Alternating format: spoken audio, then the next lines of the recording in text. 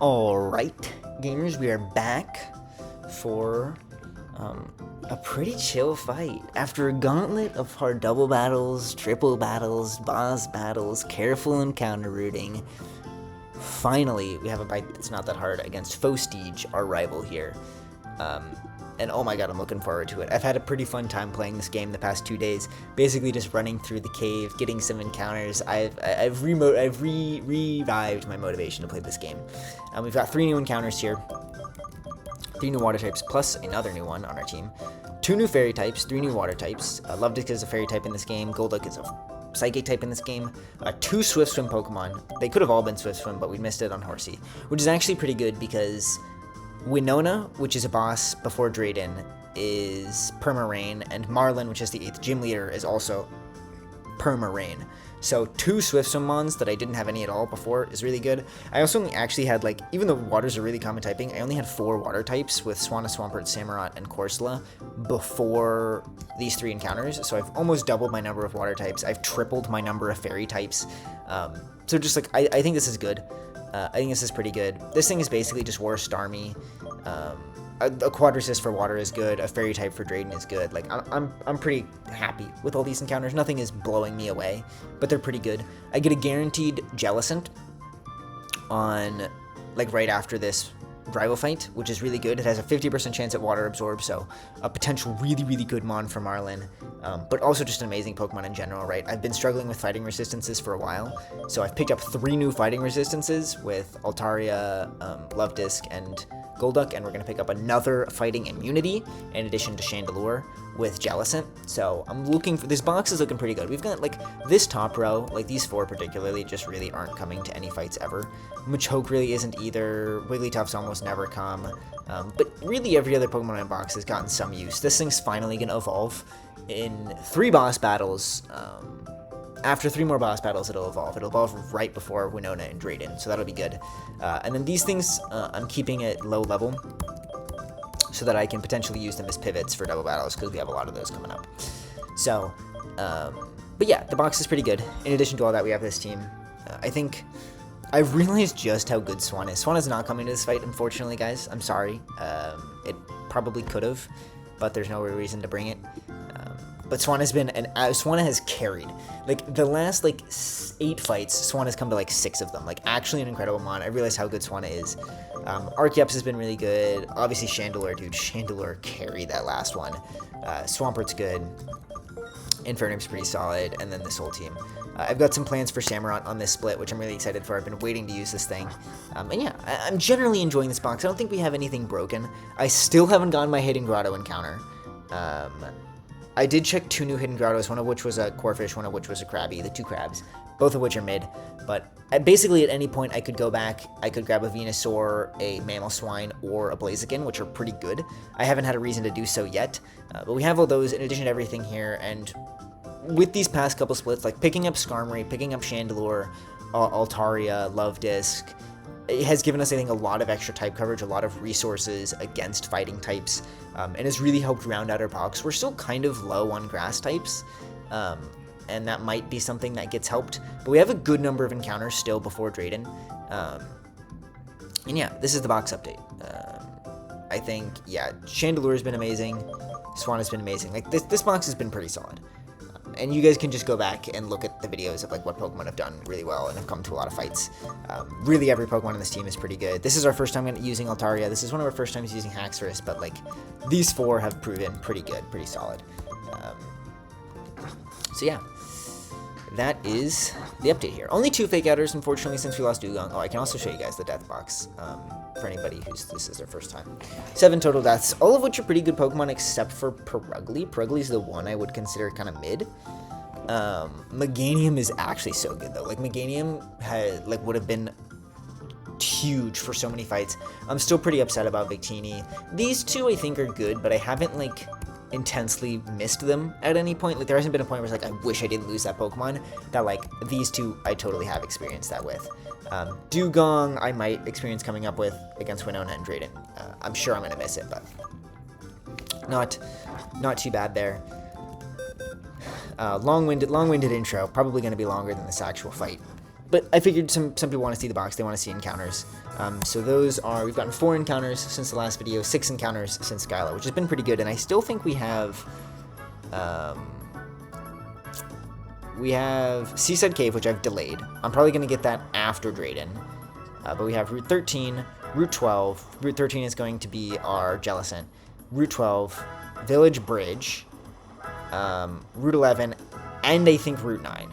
All before Drayden. So we have 5, and then if we beat Winona, we also get a Rotom. So I think we have 6 more encounters. Rotom's going to be so good. 6 more encounters before Drayden. Here's our team real quick. Literally, like, bad items, and, like, this fight's just not hard. It's just not. There's not really a whole lot that can go wrong here. We have EXP share so that some of our 63s that we brought to last fight don't overlevel. That we brought to the actual hard fight don't overlevel. I'm gonna save real quick. Yeah, so that some of our Pokemon from like the last fight don't actually overlevel, and we're just rocking some like Oran berries, some Ross berries, some shell stuff like that. Really not much. I don't anticipate this fight will be hard at all. It's just like we have levels and single battles. They're just like they're not it, dude. They're not it. Like I've been prepping for Banga. Which is pretty tough. I can show you guys at the end of this video, but he's still a single battle, which means if you just like get the right pivots and stuff, you can just figure it out pretty easily. While double battles feel like they almost always involve some degree of luck. So we're never dead. This thing is normal gem, boom burst. We're never dead in normal gem, boom burst crit. Pyro gem always kills. Yeah. Yep. Pretty easy.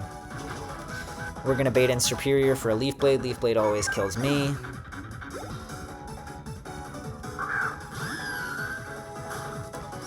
Gives us, I mean, really any switch is easy into Altaria. This thing has no moves to hit Altaria. Altaria, you guys are gonna notice, is really good. I was looking at Drayden, and like half of Drayden's Pokemon can't do like over 30% to Altaria. Altaria has really bad offenses. Its attack and special attack are both like 80 and 90. But a lot of dragon types don't carry coverage for fairy moves, for fairy types for some reason. And the only coverage they carry for other dragon types is dragon. So being a dragon fairy type, it's an amazing typing, a typing that only exists in Mega Altaria in normal Pokemon. So being able to use this thing is pretty crazy. And I don't know how much use it'll get on this split. It'll probably be good for Drayden, but like the in-between fights, I can't imagine it does a lot. Like I don't even think this thing will be very good on Winona, though it does get Tailwind. It does get like a couple moves like that. So it's pretty solid. This thing could have glared. It didn't glare me. I guess because I didn't outspeed. I think I figured out like the speed coverage thing. Like glare and paralysis moves are viewed as speed coverage, so if you don't outspeed, it doesn't actually want to click them. But yeah, pretty easy. This should be Flygon here. Flygon's a bug dragon type in this game. Probably clicking Dragon Dance if I'm being honest. I guess I could stay in, but there's no real reason to. Like, Earthquake crit does 140, which is pretty close. Moonblast does a lot. But I kind of just... I kind of just want to go to Skarm. Skarm resists all your moves. There's a D-Dance. So here's the real interesting. That also is going to help a little bit with EXP splitting. So you're +1. Dragon Claw crit would do 60%. I think the play is to Brave Bird here. Because I expect him to Dragon Dance. But even if he doesn't Dragon Dance, I'm not dead to Dragon Claw crit into Brave Bird recoil. It makes my pivot a little inconsistent, but that's fine. And the problem would be if he Dragon Claws this turn, and then I Drill Peck and he Dragon Claw crits. I mean, I'm probably not dead to that either, actually. Am I? Like, am I dead to 2 Dragon Claw crits? Yeah, I would be. I would be dead to 2 Dragon Claw crits, so there's no reason not to Brave Bird here. Dragon Dances again. We're Sharp Beak. We kill him. Compared to, like, So Juan took me like 3 hours. Skyla took me like weeks, like a whole week. Did I crit? I didn't even see. It didn't matter.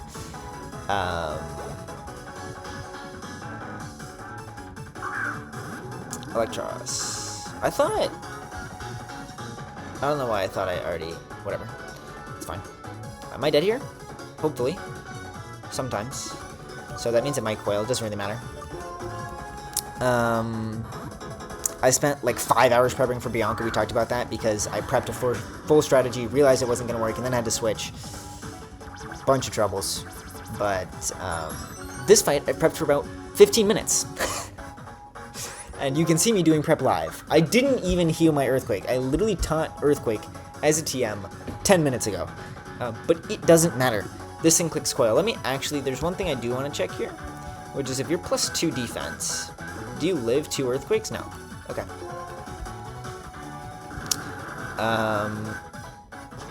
I think he's still dead to a, yeah, so he coils again. What I was going to say is I think he's dead to Drain Punch. I think he's dead to Earthquake even after Drain Punch heal. Drain Punch crit at +1 doesn't kill us. It would have healed about 16%, but you can see how much Earthquake did. This is another lefties mon. You have 2 lefties mons. Wow. And I was originally going to use Altaria because, spoiler alert, Altaria is also really good for this thing.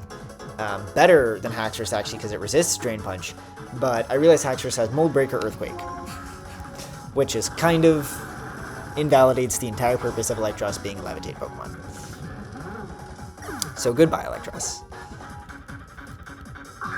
Here's Camerupt. Chance I can stay in. Okay. I mean, my answer for this thing was Samurai, but I actually think Haxorus is just gonna sweep this fight. How does it do that much? Camerupt sucks, bro. Like, it's bad. I wanted to use Samurai. I wanted to use Samurai, guys. I promise. I promise I wanted to use Samurai, but this is actually probably better because I don't think Haxorus is going to be used again until maybe Drayden. So, like, I'm fine if Haxorus gets some extra XP. It doesn't really matter. Because then Starmie comes in. Starmie can't kill me. And,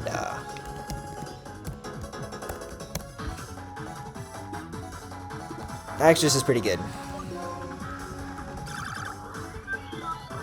Crit me? Crit me, why don't you? Nope. GG. Yeah, my Haxorus is not particularly fast. It's minus speed nature. It's also not particularly bulky, but holy, it hits hard. Like, both Haxorus and Chandelure have about 145 base offensive stats, and you notice it in these fights. When, like, non-stab moves are one-shotting Camerupt, and Outrage is one-shotting Starmie when it's not super effective, and when Chandelure was doing 80% to the Haxorus last game with no item boost. Also, my Haxorus this time had no item boost. If I had, like, imagine if I had, like, Dragon Fang or, like, X-Ray, like, it wouldn't even been close. But, yeah, that was the rival. No crits risk, no nothing risk. This is why I called Bianca the hardest rival in the game, because she is. So we have a tag battle here, which I don't really think will be too hard. It's only 5 Pokemon, and this slide doesn't really do any damage. Like, if you can just target down this side, you're pretty good. So spoiler alert, guys, but that's the plan.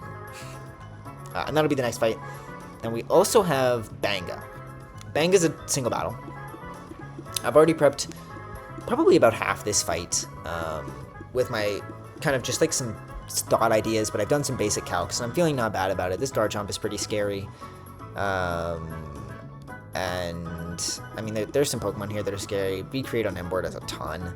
Stealth Rocks I want to make sure doesn't get set up, but this is one of the harder single battles in the game, probably, but single battles in this game just end up being, like, a lot easier than double battles when you sit down and actually think about it, and when you have encounters like Ferrothorn, which are just about the most broken thing that ever happened in single battle. Like, these 3 Pokemon in particular, by the way, Regenerator buffed Corsola, and then Skarmory and Ferrothorn, which just have, like, amazing immunity, synergy, everything, are some of the most broken Pokemon in the game for single battles. So, anytime single battles are going to happen, you guys are going to see them. Because the last big one we had was Colress, and you guys remember what we did to Colress. And then before that we had Clay, and you guys remember what we did to Clay. So, You guys saw another single battle today, but single battles end up being not too bad. This fight still is hard. I think it'll be harder than the tag battle, but we'll see. And yeah, I'll see you guys for the tag battle, and let's get some new music. Repel, good old Repel. Yeah. One of the things I really like about this point in the game is that you get a lot of items and like TMs. Like on this route, I think we get Mystical Fire and a bunch of other things. So like you just finally get access to like the resources that make a lot of Pokemon really, really good. We got Scald in Lacunosa, or not Lacunosa, in Undella Town. We just got Scald. We got Surf, we got Waterfall. So like we're finally starting to get like a full range of access to the resources. We're starting to get more move tutors that actually like make a lot of Pokemon really good. And ultimately we're getting a lot more Pokemon. Our box is getting filled. We're getting close to our 50 states. I think we're actually not. I think I have like 15 or 20 more states. So the new states we got were Montana. What did I do? I think I did Delaware. You guys saw it at the beginning. It's Delaware for Love Disc, Montana for this thing, Minnesota for the Kingdra, and then, dude, I don't even remember what Golduck was. West Virginia? Yeah, West Virginia. So that's our team. But yeah, I'm having a lot of fun with this game. I'm looking forward to it. And we've got some more encounters. So I might do another encounter update before Drayden, because again, this seems like the longest split in the game. Like there's a lot of fights, there's a lot of items, there's a lot of trainers, there's a lot of stuff. So I might do another encounter update, but there's at least a first one, and one of the easiest rival battles ever. And I'll catch you guys for the Zinzalin tag battle.